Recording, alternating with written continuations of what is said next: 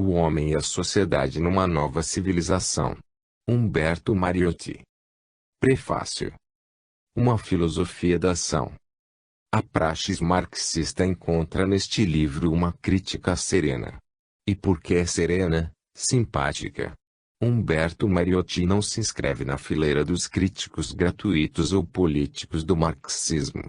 Sua intenção é descobrir a verdade social, como foi a intenção de Marx. Por isso mesmo, a crítica a Marx e sua doutrina não é objeto deste livro, mas apenas o acessório. Aparece circunstancialmente, nos momentos em que a visão da problemática social, submetida ao critério avaliativo da dialética espírita, ressalta ao mesmo tempo os acertos e os desacertos da sistemática materialista. Se Marx acreditou que a dialética de Hegel estava de ponta cabeça, Mariotti não pensou isso da praxis marxista, mas procurou socorrê-la nas suas deficiências.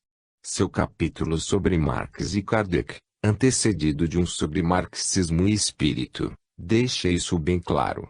Longe do sectarismo e, portanto, da paixão, fugindo aos simples jogos de palavras, enfrentando as proposições revolucionárias com lucidez filosófica, Mariotti é a antítese dos críticos interesseiros.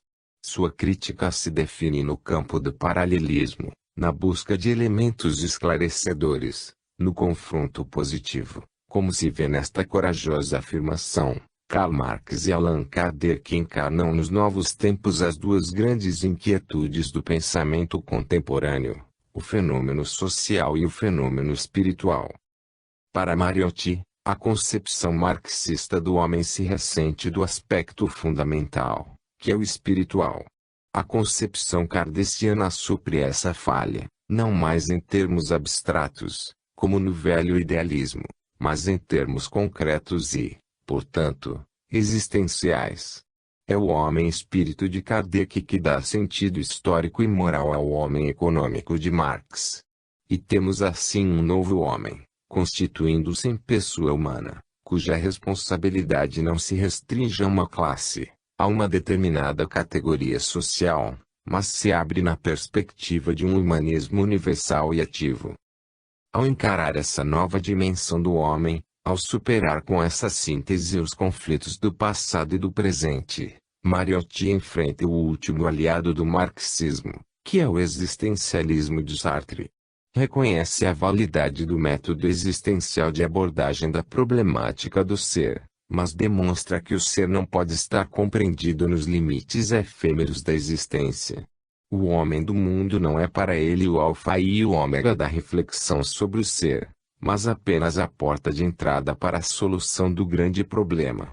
A maneira de Heidegger, é por essa porta que ele entra, certo de que a problemática humana, em seu aspecto imediatista, não nos oferece a existência em si, mas tão somente uma forma de existência.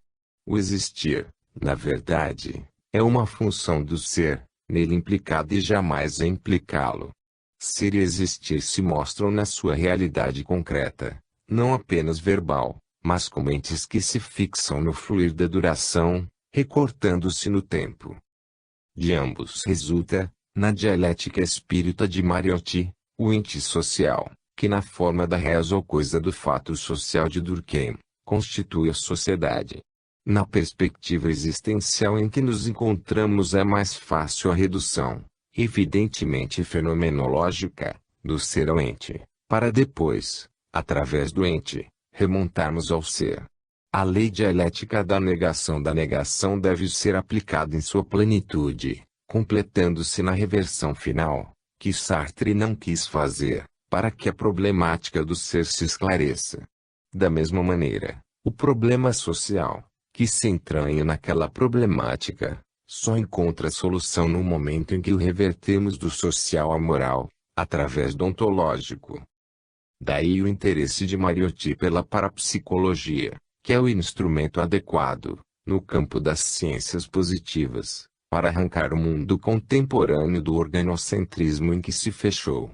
As pesquisas parapsicológicas quebram a casca dessa concepção materialista que reduz o homem ao seu organismo, permitindo ao investigador tocar com o dedo anima, essa ideia platônica que se projeta na existência como para si, não para frustrar-se na morte, como quer Sartre, mas para nela completar-se, como percebeu Heidegger.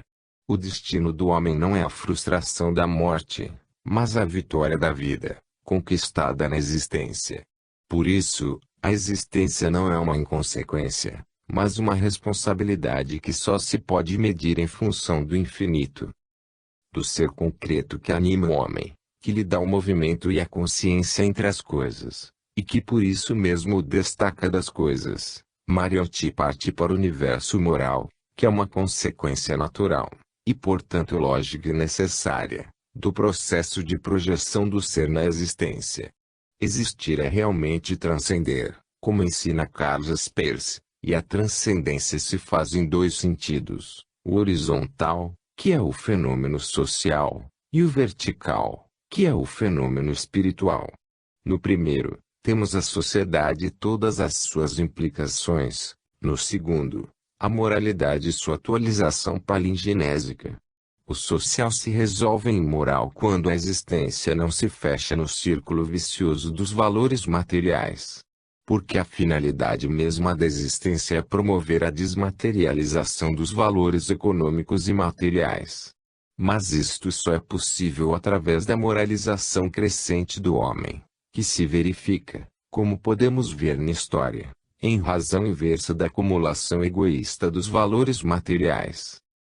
Assim, a história se reverte em palingenesia, essa antiga e nova forma do futuro. Era que o passado e o presente se fundem numa supra-realidade, precisamente aquela em que surge a possibilidade da síntese em separa-se, que Sartre nega. Mas o em separa-se não é apenas aspiração, não é um sonho ou um possível arquétipo, e sim uma realidade crescente, que se atualiza em nós mesmos à proporção em que o captamos em nossa percepção consciente da vida. Os exemplos históricos nos mostram essa realidade inegável, mas até agora obscurecida pelo dogmatismo fideísta das religiões e pelo dogmatismo cético das ciências. Curioso notar como a dialética de Mariotti segue a linha hegeliana e ao mesmo tempo se confirma na tese marxista. O que mostra que Marx, em vez de pôr a dialética de Hegel em pé, apenas acolheu-se à sua sombra. Porque a sombra da dialética espiritual de Hegel é a realidade histórica em que ela se projeta. Mariotti se recusa a contemplar as sombras da caverna de Platão, preferindo romper os grilhões do materialismo histórico para ver as coisas reais do mundo à plena luz do sol. É assim que ele nos oferece a dialética do espírito, em que o movimento da vida não se reduz à agitação inconsequente do sensível, mas se expande na serenidade irresponsável do inteligível. Nessa nova dialética, que é a síntese das anteriores, que faz do movimento o meio de transição e o ponto de encontro do espírito e da matéria, as divergências ideológicas do mundo contemporâneo, simples equívocos do pensamento, em seu processo dialético de atualização, são absorvidas numa nova forma conceptual. A tônica dessa nova concepção é a realidade espiritual do povo, é o povo tomado como a comunhão de consciências de que nos fala René Albert, o povo construindo a República dos Espíritos, a que alude mesmo Bert, o povo na sua plenitude democrática determinada pela igualdade espiritual do ser, que anima a todos os entes e em consequência o ente social. Partindo, assim, do ser, essa abstração verbal, essa figura gramatical do espiritualismo alienado ao dogmatismo fideísta, Mariotti atinge a realidade concreta do ser no individual e no social. E a este ser, que no ente do homem representa o próprio homem, que compete agir para libertar-se do egocentrismo escravizador, para superar o egoísmo que o coisifica entre as coisas do mundo. A história, como suceder temporal das coisas, os fatos sociais tomados também como coisas, transforma-se na metamorfose espiritual do homem e da sociedade. Ao materialismo histórico, que coloca sua ênfase nos valores econômicos, sucede a dialética do espírito, que desmaterializa os valores contingentes para transformá-los em valores eternos do espírito. A atualização que Marx pretendeu realizar na transformação material do mundo, evitando a fuga espiritual das religiões, Mariotti realiza na transformação espiritual do homem. Porque o homem é o mundo, e uma filosofia da ação, que transforma a potência em ato, não pode contar apenas com a vontade de potência, mas também e sobretudo com a consciência moral. Mariotti anuncia, assim, o homem e a sociedade numa nova civilização, que não surgirá por acaso, mas através da vontade consciente do homem atual, que é o único possível construtor do futuro.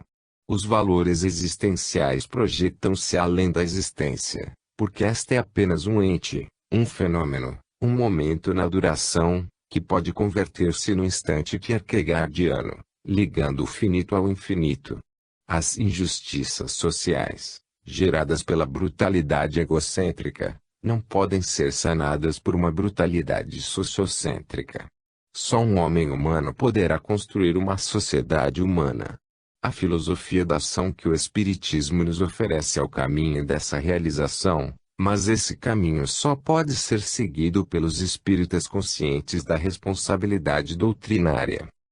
É por esse motivo que Mariotti insiste na distinção entre o espiritualismo misioneirista que, como o ocultismo alemão, serviu ao nazismo, e o espiritualismo participante que penetra a alma do povo e a ela se liga, resultando no fenômeno da mediunidade social, condutora dos povos. Os espíritas que temem os problemas sociais e políticos pertencem ao primeiro tipo. São misioneiristas extraviados no seio de um movimento espiritual renovador do mundo. Mas a participação espírita não é partidária, nem é política no sentido comum do termo. A revolução espírita não é um ato de violência, nem pode aceitar a violência, que é a negação do princípio de fraternidade, um crime contra o amor.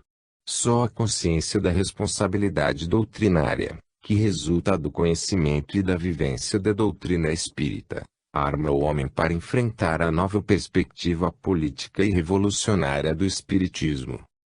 Mariotti acentua que a revolução espírita supera todas as anteriores, que transformaram sucessivamente o mundo. Com o espiritismo, adverte, haverá um encadeamento dialético do céu com a terra.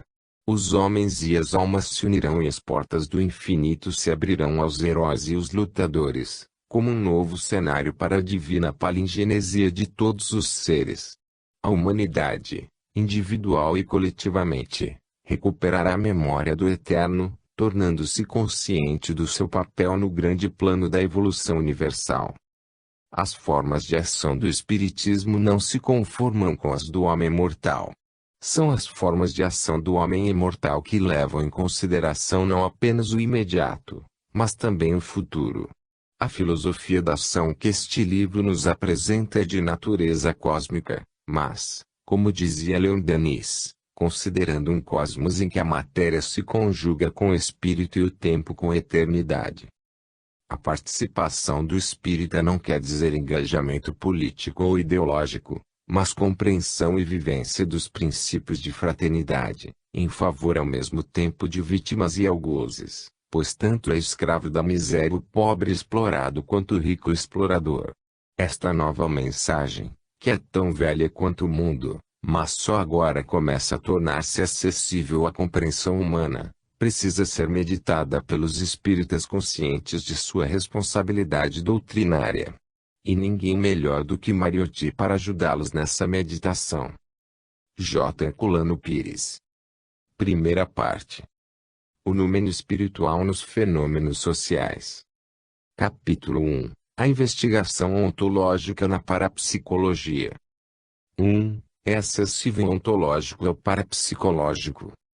Se a parapsicologia se nos apresenta como uma nova problemática do ser, não há dúvida de que sua missão científica, se assim podemos dizer, se defrontará com as zonas do conhecimento que se acham em plena crise. A atualidade, propícia à investigação ontológica, oferece à parapsicologia excelente ocasião para assinalar as formas reais do conhecer, muitas das quais ainda não são percebidas pela sensibilidade normal do indivíduo. A simples possibilidade de um acesso ontológico à parapsicologia implica a urgência de um quer-fazer filosófico apoiado numa sensibilidade incomum.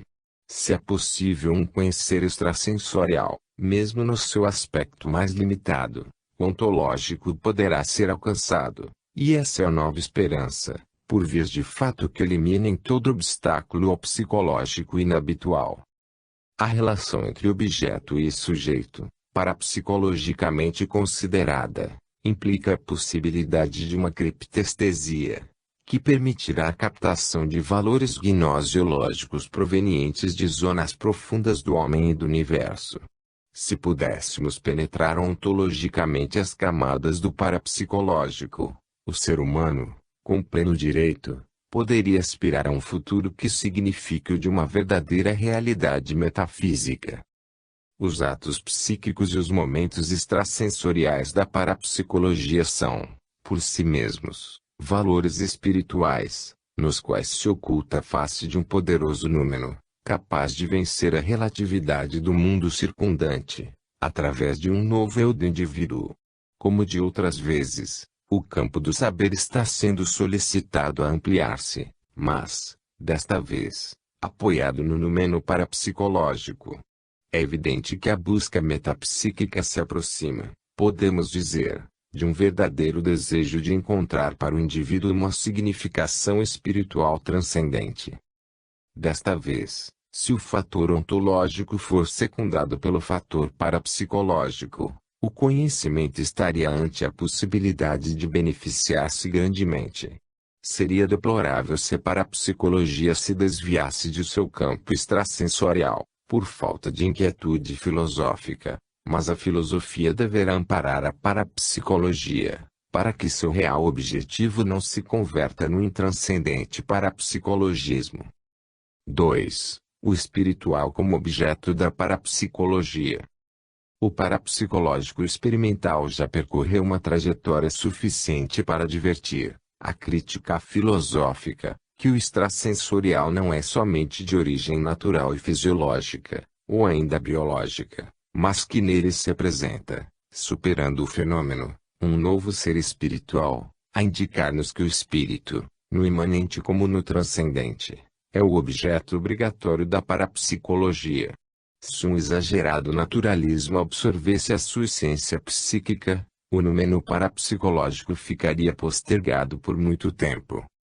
A excessiva naturalidade, que se pretende ver nos fatos psíquicos, faz o filósofo vacilar em decidir-se a interpretá-los. Por isso já se disse, e com razão, que a demasiada naturalidade de um ramo da ciência diminui suas perspectivas metafísicas. Um naturalismo superlativo poderia desvirtuar essa intencionalidade tão promissora, que se revela na parapsicologia. Se a técnica metapsíquica mecanizar-se demasiado, teremos apenas uma máquina fenomênica. Entretanto, o que agora se denomina crise do homem exige penetração da investigação ontológica nas camadas inabituais da parapsicologia. A interpretação espiritual dos seus fenômenos poderia significar uma nova colocação do sentido metafísico do ser, e ao mesmo tempo a fundamentação de um esquema religioso digno do grau evolutivo atingido pela cultura dos tempos atuais. Se é certo que a parapsicologia não poderá deter-se numa dada interpretação do homem e da existência, isso não impede que a investigação ontológica, baseada no realismo extrasensorial, a que Eugênio Sti chamou de conhecimento supranormal, busque um tipo espiritual do ser, baseando-se no número parapsicológico. A antiga psicologia baseava-se num trabalho estéril, acabando por se perder num campo de materialidade psicofísica irreal. Para o psicólogo comum, toda a extrasensorialidade humana é uma ilusão. Continuando apoiado nos obsoletos sistemas psicofisiológicos, apavora-se com a possibilidade de um indivíduo metapsíquico. Daí o acesso do espiritual ao parapsicológico não só representar um triunfo da nova psicologia, mas também um novo sentido para o ser, na futura investigação ontológica. 3. O existencialismo perante a parapsicologia. O existencialismo, ou filosofia da existência, encarna, neste período da evolução, o estado espiritual centímetros que vive o homem, frente ao seu próprio ser e existir. Para o existencialismo, o indivíduo existente só representa um momento do ser, cuja meta final é a morte e o nada eternos. Este estado de consciência, com efeito, não poderá ser refutado pelos antigos processos teológicos e metafísicos. Somente uma nova realidade espiritual do ser, originada de uma autêntica experiência parapsicológica, poderá introduzir na filosofia existencial a ideia do espírito. Não devemos esquecer o que H.H. Price escreveu. Devemos ter a coragem de estabelecer novamente a questão da estrutura da personalidade humana e das suas relações como o universo, criando um novo quadro conceitual, que possa ajustar-se aos fatos novos. Na minha opinião, compete aos filósofos esta tarefa. Não nos esqueçamos de que o espírito é ainda uma irrealidade para as correntes mais avançadas do pensamento. Entre elas, como sabemos, encontra-se o materialismo histórico e dialético, base ideológica da concepção marxista da sociedade. Lembremo-nos de que o espírito foi fator de superstições e de promessas de além-túmulo, com as quais se justificaram cruéis injustiças sociais. Além disso, sua concepção jamais correspondeu, na formulação teológica, de forma satisfatória, à desnorteante angústia do homem. Por sua vez, a filosofia referiu-se sempre ao espírito, mas sem dar provas de sua realidade objetiva. Obrigou-se a aceitá-lo dogmaticamente, por imposição de mentores religiosos, que nunca levaram em conta o sentir coletivo do mundo, base fundamental da civilização e de todo o progresso social. Esta concepção do espírito foi a razão ideológica do existencialismo, cuja pujança filosófica nenhuma filosofia e nenhuma teologia conseguirão deter, enquanto não se demonstrar a existência real do ser espiritual.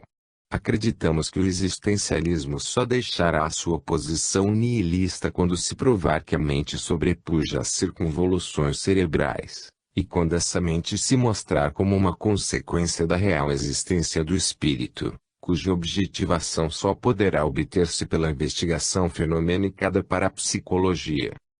O laboratório parapsicológico deverá representar, portanto, uma forma de concretização científica da filosofia espírita. Se é certo que dele não poderá sair uma definição dogmática sobre a realidade espiritual do homem, isso não impede que a escola espírita vá confirmando sua ideologia doutrinária, por meio da parapsicologia.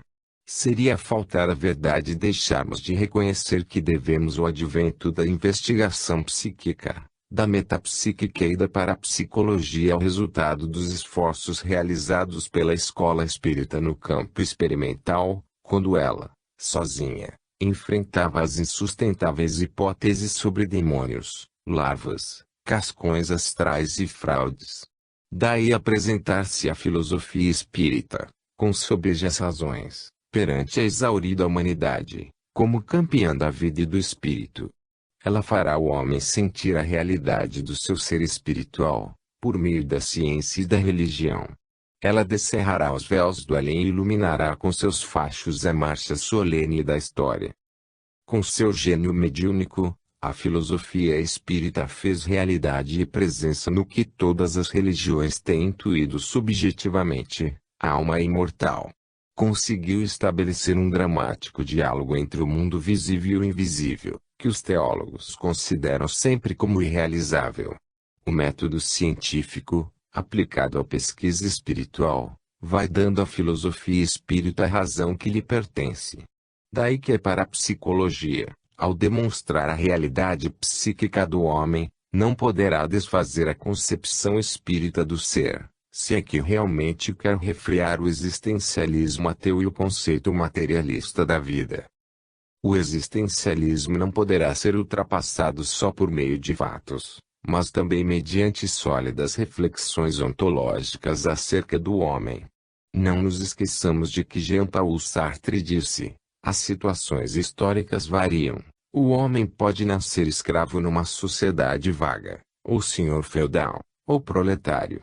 O que não varia é a necessidade, para ele, de estar ali, no meio dos outros, e de ali, como eles, ser mortal. Cabe à parapsicologia ensaiar, mediante seu rico fenomenismo extrasensorial, o humanismo do espírito, com o fim de indicar ao ser de onde provém, o que faz no mundo e para onde se dirige. Segundo a filosofia existencialista, a razão metafísica não é suficiente para negar o sentido nihilista do homem e do mundo. O ser humano, não obstante a exigência teológica, destina-se à morte eterna. Demonstrar o contrário seria negar a primazia que o existencialismo confere à existência sobre a essência. Como, porém, poderia realizar-se isto?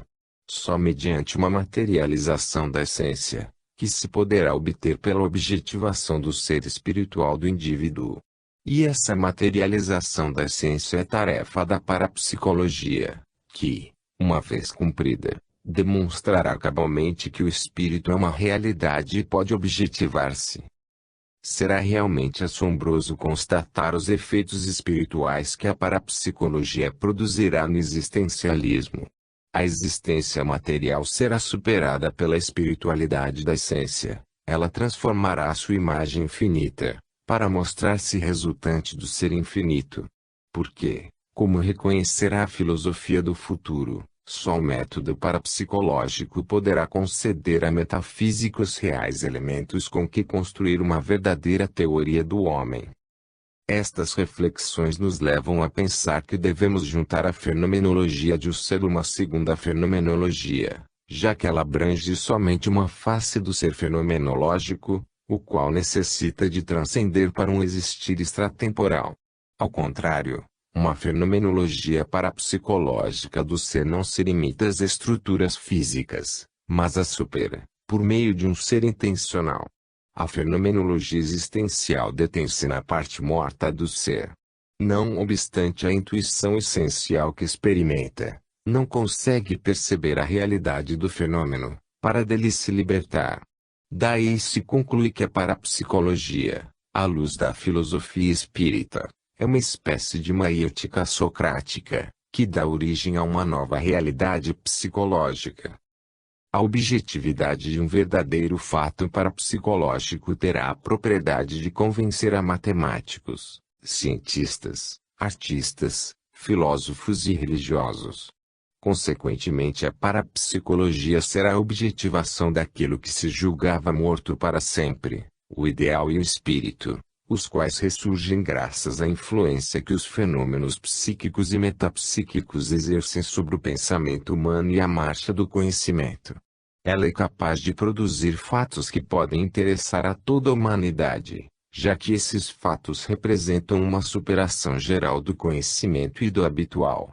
Além disso, ela está organizando métodos novos, para a investigação daquilo que sempre foi considerado como não experimental, a busca do espírito. Se a realidade espiritual clássica se mostra impotente para se opor à negação de Deus e do espírito, existe uma teologia experimental, da qual falou o grande biólogo espanhol Jaime Ferran, no seu prólogo ao Tratado de Metapsíquica, de Charles Richet, verdadeiro libelo contra o existencialismo ateu. Trata-se nada menos do que da metapsíquica objetiva, cujos fenômenos de materialização estão revolucionando o pensamento filosófico. Ela será de grande proveito para a existência humana e animal, agora que o existencialismo indica ao homem, como seu único futuro, a morte e o nada. Embora seja certo que várias escolas espiritualistas se levantaram contra o existencialismo, e com elas, que paradoxo, a própria doutrina marxista. Não obstante sua concepção materialista, a verdade é que o niilismo espiritual se difunde de maneira alarmante, ao lado da filosofia do existencialismo. Miguel de Unamuno não via, no fenômeno metapsíquico, nenhuma prova a favor da imortalidade. Não obstante, ao referir-se à realidade da vida de além-túmulo, chegou a escrever, e a esta mesma necessidade, verdadeira necessidade de formarmos uma ideia concreta do que pode ser essa outra vida, responde em grande parte à indestrutível vitalidade de doutrinas como as do Espiritismo, da metempsicose, da transmigração das almas através dos astros, e outras análogas, doutrinas que, quantas vezes declaradas vencidas e mortas, renascem em outras formas mais ou menos novas.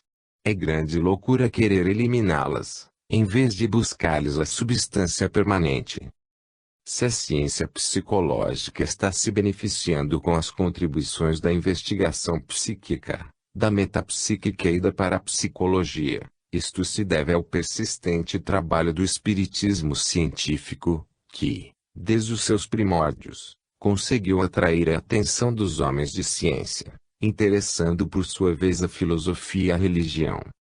O conhecimento psicológico do homem encontra-se numa fase a que poderíamos chamar de revolucionária. As teorias do paralelismo psicofisiológico vão sendo abandonadas, ao considerar-se o ser como um eu ou uma mente, conceito este negado pelo materialismo e pelo existencialismo ateu. A escola espírita, no campo do conhecimento, está preparando um novo sentido espiritual, mas agora apoiado num neorrealismo decorrente da demonstração positiva da existência da alma. Assim, o próprio cristianismo, menosprezado pelos nihilistas e por certos espiritualistas orientais, se reafirmará sobre bases verdadeiramente espirituais.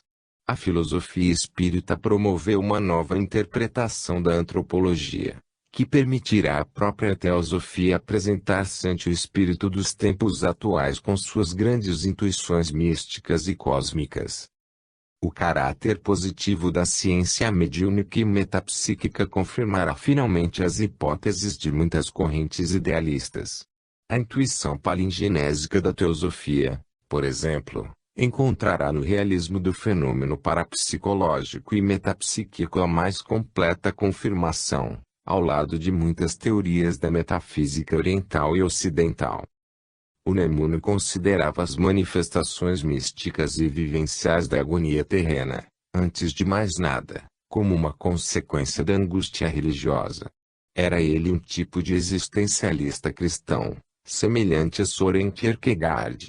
Este achava que toda a sabedoria espiritual provinha da própria angústia do ser. Não obstante, a metapsíquica objetiva é a única força positiva que poderá contraditar e paralisar os planos filosóficos do existencialismo. Estejamos certos de que só um fenômeno objetivo, como o ectoplásmico, se fosse tomado na devida conta, poderia mudar a mentalidade dos tempos modernos e de todas as épocas. Porque, se a objetividade do fato metafísico chegasse a comover a inteligência contemporânea, o existencialismo perderia todo o seu valor, do ponto de vista lógico e filosófico. Para o pensamento materialista, a filosofia idealista nada representa no mundo do conhecimento. Ela está incluída entre os sistemas que serviram de base aos dogmas, mediante os quais foi possível submeter os povos econômica e socialmente. Entretanto, para a filosofia espírita, o idealismo é uma realidade inegável, dependente do mundo espiritual. Pelo processo chamado ESP, termo empregado na parapsicologia no sentido de percepção extrasensorial, isto é, pela percepção extrasensorial, poderíamos captar essa realidade, através do inconsciente. Esse processo chamado ESP nos permitiria apreender outro plano do espírito, ainda distante, no qual o homem não penetrou, mas que ele pressente, parapsicologicamente, como uma realidade. Capítulo 2. O marxismo e o espírito. O marxismo, como gerador de um sentir materialista do homem e da vida, vem sendo combatido por teóricos religiosos pertencentes a várias confissões eclesiásticas, que procuram mostrar os seus erros a respeito da realidade humana e espiritual. Todo esse trabalho poderá ser louvável para os que necessitam de um conceito espiritual com que enfrentar as contingências sociais, mas, quando analisado com certa atenção, percebe-se que sua finalidade é apenas uma defesa sectária.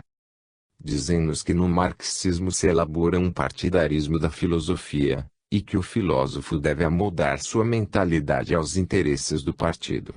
Mas, se bem considerarmos, vemos que ocorre o mesmo, quase com as mesmas características, no campo religioso. Forja-se um partidarismo eclesiástico, condicionado aos interesses espirituais do partido religioso, pondo-se de lado o sentido real da busca da verdade.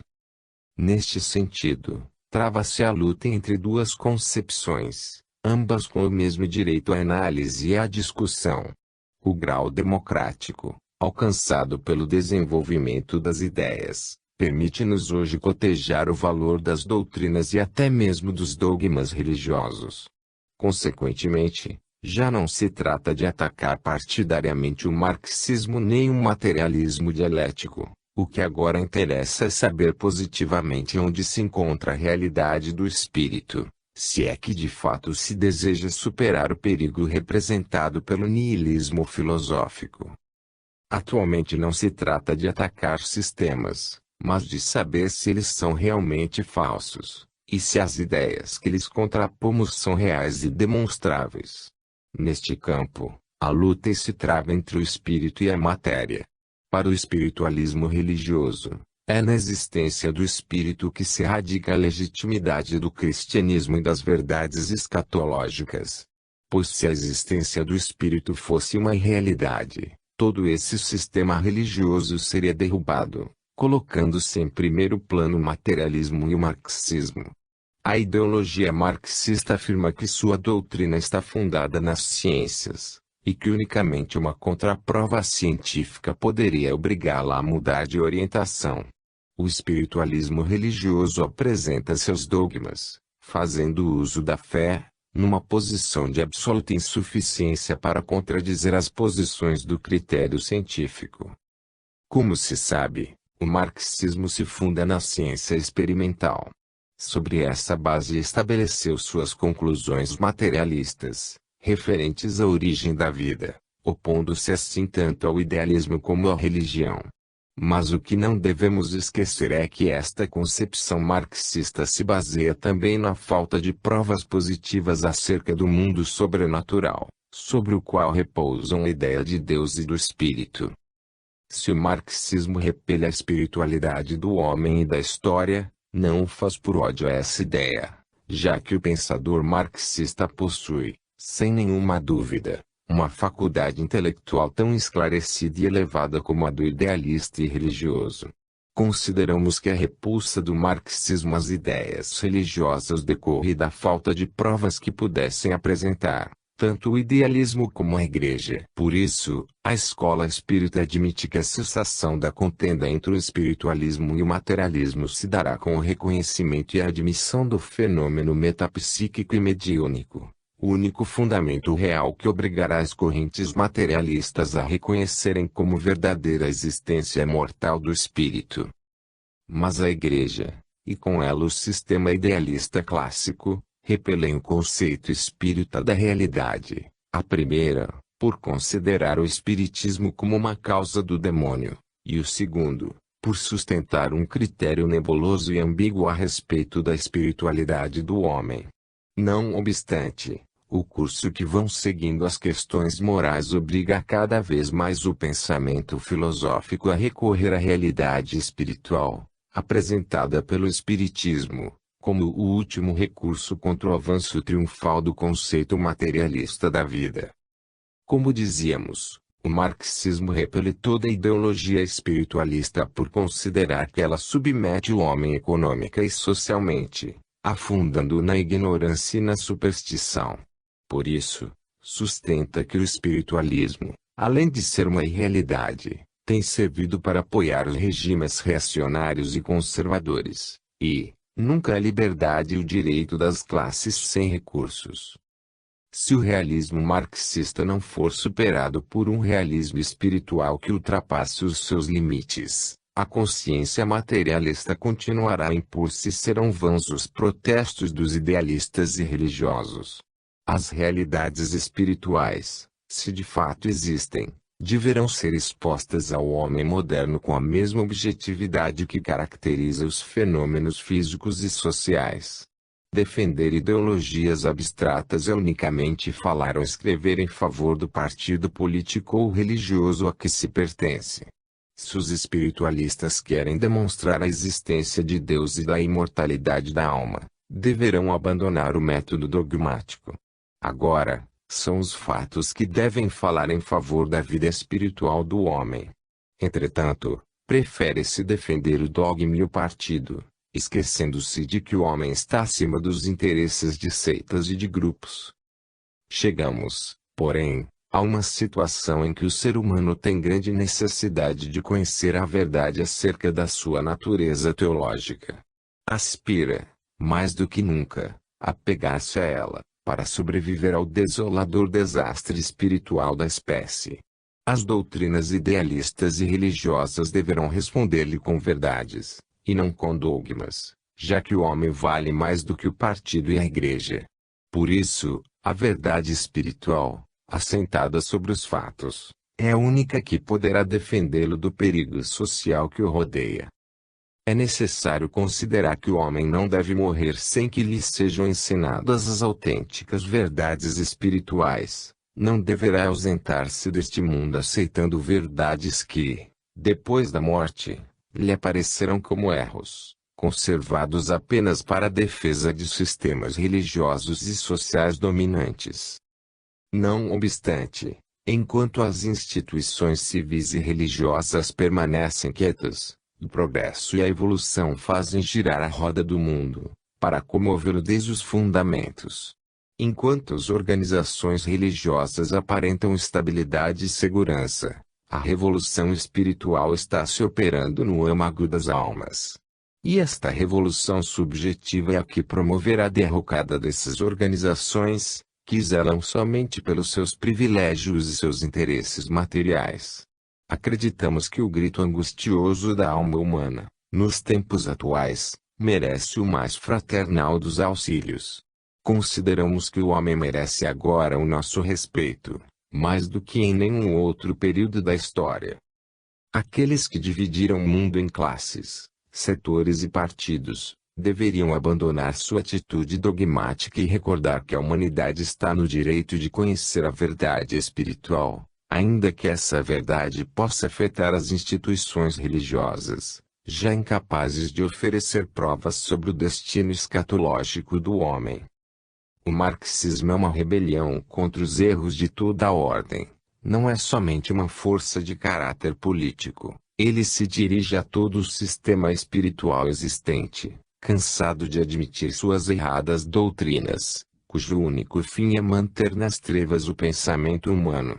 Assim, se a Igreja, e com ela o antigo espiritualismo, desejam opor-se ao marxismo, deverão fazê-lo por meio dos fatos, demonstrando que o metafísico e o sobrenatural existem, que são realidade.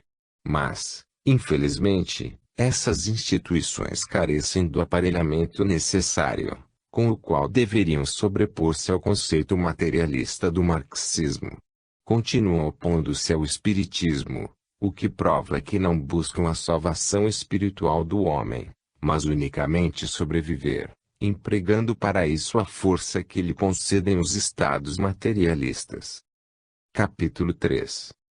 Marx e Kardec.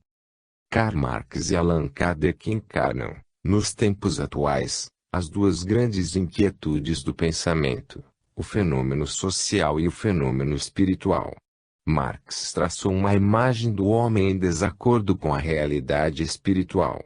Entretanto, no campo social, expressou verdades que, postas em prática, dariam solução à mais renhida luta de classes que, atualmente, em seu conjunto, chamamos capitalismo e comunismo. Marx viu o homem como um composto físico-químico, isto é, como um organismo material, governado e conduzido pelos modos de produção. Kardec, pelo contrário, compreendeu o homem como um espírito encarnado num corpo físico, para demonstrar sua evolução e sua realidade espiritual. Mas o homem de Marx e o homem de Kardec, iguais entre si quanto ao aspecto material e diferentes na sua realidade espiritual, constituem agora uma pessoa humana ou entidade existencial, com novos direitos e iguais deveres, diante dos progressos da sociedade moderna. Nessa pessoa existencial e humana, onde cabem tanto o homem marxista como o homem kardecista, devemos buscar a verdadeira filosofia social. Nela se encontram os elementos indispensáveis para estabelecermos uma relação entre o problema social e o problema espiritual. Entretanto, Marx nos mostrou um homem melhor que o homem velho dependente do regime capitalista. O homem de Marx é um ser liberto da exploração econômica, mas sem perspectivas metafísicas. Suas dimensões espirituais estão sujeitas ao terrestre, o que vale dizer que desaparecem com o corpo. Disso resulta ser o homem de Marx um ser incapaz de satisfazer o anseio de imortalidade que o espírito leva em seu íntimo. Marx, com efeito, legou-nos um homem sem espírito. Não obstante, exigiu-lhe mais do que podia dar. Esqueceu-se de que um homem chamado a efetuar a transformação do mundo, em todos os seus aspectos, não deveria morrer, como sustenta a desoladora teoria do materialismo histórico, sobre a qual fundamentou todo o seu sistema social. Como se verá, o homem de Marx morre para sempre, depois de sacrificar-se pela instituição de um mundo melhor. É um tipo de homem que não tem vinculações palingenésicas com o processo histórico, nasce e morre sem saber qual o sentido do drama do planeta. Apesar do erro no tocante ao ser do homem, Marx teve acertos extraordinários ao julgar o regime capitalista e com ele a exploração do homem pelo homem. Seu gênio demonstrou à inteligência humana que o sistema de propriedade privada está obrigado a transformar-se em sistema de propriedade coletiva. Fez ver à humanidade que o socialismo, o regime de propriedade coletiva, corresponde a um novo sentido da vida, e assim o admite a doutrina social espírita, considerando-o como um avanço para o verdadeiro advento do cristianismo. Porque no dia em que a sociedade cristã for uma realidade, ela estará assentada sobre as bases da propriedade coletiva. Vejamos o que diz o Evangelho. Em verdade vos digo que um rico, ensinava Jesus a seus discípulos, dificilmente entrará no reino dos céus. E em verdade vos digo que é mais fácil um camelo passar pelo fundo de uma agulha que um rico entrar no reino de Deus. Mateus 19. 23 a 24. O homem velho, que geralmente está representado no rico de que falava o Nazareno, é o que resiste à evolução do sistema social, e deverá ler e meditar profundamente este ensinamento do Divino Mestre. Porque são os ricos e poderosos, mesmo sendo cristãos, os menos concordes com a essência revolucionária do cristianismo. Recordamos o seguinte ensinamento evangélico. Certa vez, um jovem rico perguntou a Jesus o que deveria fazer para conquistar a vida eterna, e o mestre lhe respondeu: se quiseres ser perfeito, vai, vende o que tens e dá aos pobres, e terás um tesouro no céu. Depois, vem e segue-me. Ouvindo o jovem esta palavra, retirou-se tristemente, porque tinha muitos haveres. Mateus 19, 21 a 22. Esta é a razão pela qual o cristianismo nunca poderá ser a doutrina ou a religião dos ricos, potentados, latifundiários e poderosos. O cristianismo, tal como interpreta a sociologia espírita, é uma ideia que jamais se acomodará com os interesses das classes poderosas, nem com a exploração dos humildes e o luxo desmedido dos endinheirados. O cristianismo possui em si mesmo tudo o que Marx atribuiu, por culpa dos próprios cristãos, ao socialismo de tipo materialista. No dia em que o cristianismo se dedicar totalmente à organização social do mundo, a própria revolução comunista, tão temida na atualidade, aparecerá como um acontecimento insignificante sem transcendência. A comunhão de bens ou propriedade coletiva, antes do socialismo, pertenceu ao cristianismo, como sistema social. Nos Atos dos Apóstolos lê-se o seguinte: e todos os que acreditavam estavam juntos, e tinham todas as coisas em comum. 11:44. E não havia entre eles nenhum necessitado, porque todos os que possuíam herdades e casas vendiam-nas e depunham valor aos pés dos apóstolos, para ser distribuído a cada um, segundo as suas necessidades. E 34-35. Esta doutrina do cristianismo primitivo mostra-nos que a ideia de propriedade coletiva, principal instrumento do socialismo moderno, já era praticada pelas primeiras comunidades cristãs. Portanto, a cristandade deverá renovar a presente estrutura social, aplicando o ideal econômico ensinado por Jesus e seus apóstolos, e evitando assim a implantação de um conceito materialista do homem e da sociedade. Marx esboçou um indivíduo sem vinculações com o espiritual e o eterno. Acreditou que o espírito constituía um embaraço para o advento de uma sociedade sem classes, porque tanto o filósofo como o religioso aplacavam as reivindicações dos oprimidos, falando-lhes de uma felicidade ultraterrena. Deste modo, o poderoso se livrava das reclamações de servos e servidores, hoje trabalhadores e obreiros em geral. O autor de O Capital, conhecedor deste jogo, desliga-se do espírito e atém-se unicamente à realidade objetiva das coisas. Concebe por isso um homem material, cujo destino termina com sua morte física. Sente repulsa pelo espiritual e metafísico, porquanto a oligarquia e a opressão de todos os tempos têm submetido os homens, prometendo-lhes recompensas no além.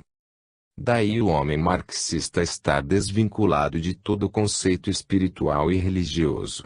Marx acreditava que a verdade jamais escraviza o homem, mas o eleva e melhora nas condições da vida social.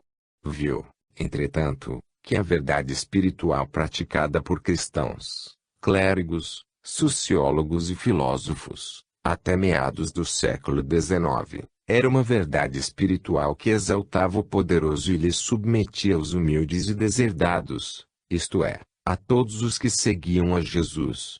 O cristianismo eclesiástico, que não é o cristianismo do Espírito de verdade, hoje proclamado pela terceira revelação, prestou-se a esse jogo aviltante, que consistia em sufocar toda a ideia de rebeldia entre os explorados.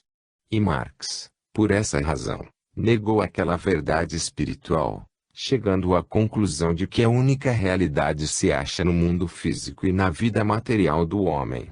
Terminou sustentando que a verdade sempre libertará os indivíduos, e que toda ideia religiosa, que tratasse de subjugá-los com promessas ultraterrenas, representaria uma falsa verdade ou um argumento das forças reacionárias, para impedir a justiça social e a democracia. Hoje, é reconhecida a razão de Marx, no que respeita ao socialismo, mas quanto à interpretação materialista do homem e da história, como se vem comprovando, Marx permanece num plano de absoluto equívoco.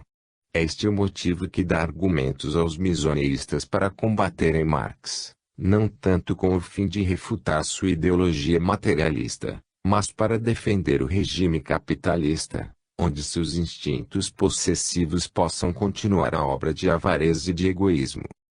Se Marx nos legou uma falsa imagem do homem, foi devido ao procedimento moral, que já assinalamos, dos que se chamaram espiritualistas e cristãos, e que em vez de estarem com a mensagem do Cristo, e consequentemente com os pobres, despojados e explorados, estiveram com os poderosos e os afortunados.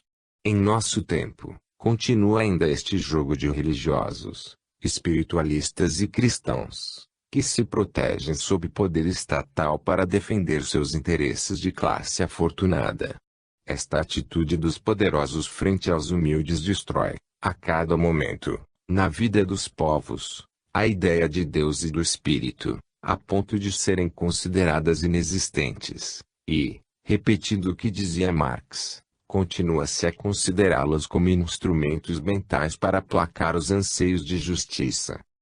Mas se o homem marxista é um erro em seu aspecto espiritual, e uma verdade em sua face social, o homem kardecista é uma verdade integral. O homem de Kardec é verdadeiro tanto no espiritual como no social. Estes mundos, na concepção espírita, não se excluem entre si, segundo afirma a mentalidade religioso-materialista. Para Kardec, esses dois mundos estão representados por dois elementos, o material e o espiritual, que deverão unir-se para revelar uma única realidade, a da vida universal. Kardec nos assinala que esses elementos, o material e o espiritual, constituem as duas realidades através das quais deverá passar o espírito do homem. Essa concepção nos confirma que a justiça social e a justiça espiritual deverão desenvolver-se em forma paralela, já que tanto o processo visível como o invisível do homem e da história contribuem no processo que conduz ao amor e à fraternidade sociais. Isso nos mostra que o mundo material e o mundo espiritual se relacionam mutuamente, e que o desenvolvimento histórico se efetua mediante essas relações materiais e espirituais, ao lado do desenvolvimento da forma e da vida. Para Kardec, o fenômeno social tem suas bases no fenômeno espiritual, não existe separação entre essas duas realidades, pelo contrário, o conflito da luta de classes se desdobra, penetrando desse modo nas realidades do mundo invisível. De maneira que o homem kardecista é um ser que relaciona, mediante o perispírito, instrumento psíquico que não possui o homem de Marx, o mundo corporal com o mundo espiritual e moral. O perispírito é o elo perdido, que relacionará subsequentemente os modos de produção com os modos de evolução, isto é, a luta de classes com as classes de luta. Porque a evolução do espírito, para ser equilibrada e harmônica, tem necessidade de meios e formas econômicas justas e equitativas, já que sua própria palingenesia fará que o instrumento social seja empregado novamente pelo mesmo ser, através de seu incessante avançar espiritual. Com razões de sobra dizia Kardec, risquem-se das leis e das instituições, das religiões e da educação, os últimos restos da barbárie e os privilégios, destruam-se por completo todas as causas que dão vida e desenvolvimento a estes eternos obstáculos do verdadeiro progresso e que, por assim dizer, aspiramos por todos os poros na atmosfera social, e então os homens compreenderão os deveres e benefícios da fraternidade, e a liberdade e a igualdade se estabelecerão por si mesmas de qualquer forma. As palingenesias individuais e sociais são, para o homem kardecista, o resultado dos fatos sociológicos determinados pelo espírito, através de sua incessante evolução. Para Kardec, ao contrário de Marx, o progresso é uma sucessão de fatos morais e sociais, determinados pelas relações entre o elemento espiritual e o material.